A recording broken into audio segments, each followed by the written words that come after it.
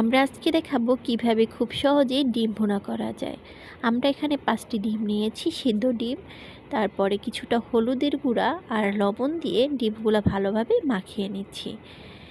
এরপরে একটি পাত্রে কিছুটা তেল গরম করে নিয়েছি, তারপরে মাখানো ডিমগুলো দিয়ে ভালোভাবে ভেজে নিতে হবে। ডিমগুলো ততক্ষণ ভাজতে হবে যতক্ষণ না এর গায়ে কালার চলে আসে। যখন একটা ভাজা ভাজা কালার চলে আসবে তখন আমরা ডিমগুলো একটি পাত্রে তুলে নেব। ভাজা তেলের ভিতরে কিছুটা পেঁয়াজ, রসুন বাটা, লবণ, হলুদের গুঁড়া, মরিচের গুঁড়া দিয়ে ভালোভাবে কষিয়ে নেব। কষানো হয়ে গেলে এর ভিতরে কিছুটা পানি দিয়ে দেব। পানি দেওয়ার পরে মশলাটা আরও ভালোভাবে কষানো হবে। কষানো মশলার ভিতরে আমরা ডিমগুলো ছেড়ে দেব। ডিমগুলো ভালোভাবে নেড়ে দিতে হবে যাতে করে মশলাটা ডিমের গায়ে লেগে যায়। কষানো হয়ে গেলে আমরা কিছুটা পানি দিয়ে 2 মিনিটের মতো অপেক্ষা করব।